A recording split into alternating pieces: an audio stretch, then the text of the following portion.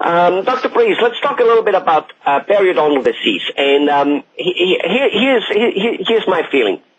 On an average, I hear dentists talking about periodontal disease leading to tooth loss. Basically, you lose your teeth actually, and you lose the bones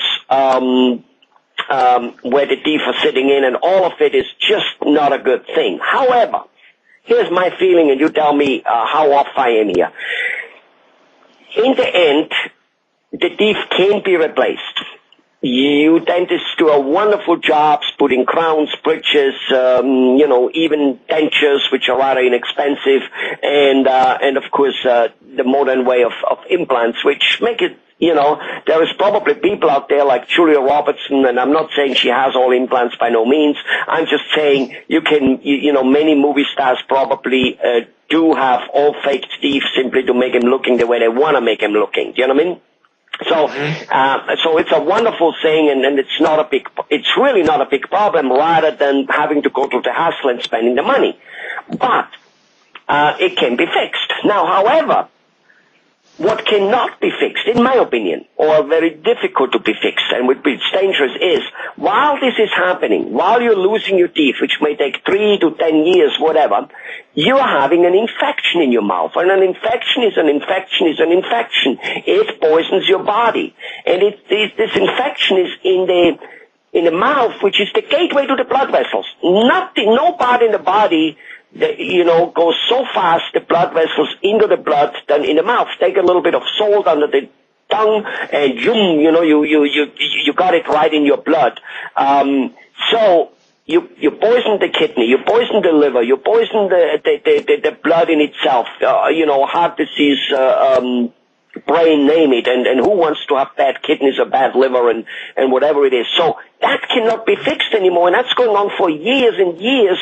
So it looks to me that poisoning, the gum disease, the poisoning the gum disease is doing is a lot worse than actually the tooth loss, which every dentist is doing as the bad thing, and yet forgetting that never mind the tooth loss, that at least can be replaced with a little bit of money. Lots of money maybe, but at least it can be done. But how are you going to get your kidney back? Shed some light on it. Yeah, that's a tough question. The bacteria that cause the infection there cause inflammatory reactions that travel through the blood and can cause trouble in the heart and the liver and the kidneys and that, just like you said. So how reversible that is, I'm not sure. If it's irreversible. I know with the heart disease, that seems to be irreversible. I'm sure it would be in the kidney and the liver, and that also, that cumulative damage that occurs over a number of years. So it's bad. It's bad to have that. Yes. You don't want to have it. Yeah. So you want to take care of a gum disease before, as it develops, and you want to take that infection out. Wouldn't most people, when they have a yellow, ugly bus in their toe, in their finger, anywhere, wouldn't they go to, most of us go to a doctor for little shit like that, right? Yeah, most infections anywhere in the body get taken care of a lot more quickly than they do in the mouth. For some reason, we tend to ignore them. The trouble with gum disease is most of the time it doesn't hurt until the very last end stages, and so most of us are motivated by pain. And if we don't have pain, we forget about it. We just keep on going. The other thing that we need to mention is, even though we can replace the teeth with implants or dentures or whatever, there's nothing we can replace the teeth with that works as good as the original equipment that God gave us. A natural tooth, a natural teeth can chew a lot better and be maintained better than any artificial thing the dentist can put in, no matter how good of a job he does. So just from that standpoint, it'd be nice to keep the teeth rather than have to go through all the work of having them replaced too. Well, of course. I'm sure that is true. It just, to me, it is so. I have read, for instance, in California, there was a lady who had a stillborn baby because they found infection from the gums in her placenta. Did you read that? Are you aware of that? No, I hadn't read that story. I've read numerous articles, though. There's kind of controversial in the literature as to whether gum disease and infection can cause increase in premature births, for instance. It seems like the evidence is about half and half on that one. But as far as some of the other things, such as having it affect the heart, that's pretty well documented that does happen. Well, I mean, it makes sense. I mean, if you have an infection, obviously your body's soldiers, they need to go to that area to kind of like distill the infection. And it's like with war. I mean, in America currently we fight 2 or 3 of them, you know what I mean? So if we would have another one over there somewhere in Korea, I mean, that wouldn't be good. I mean, there's only so many soldiers we have, right?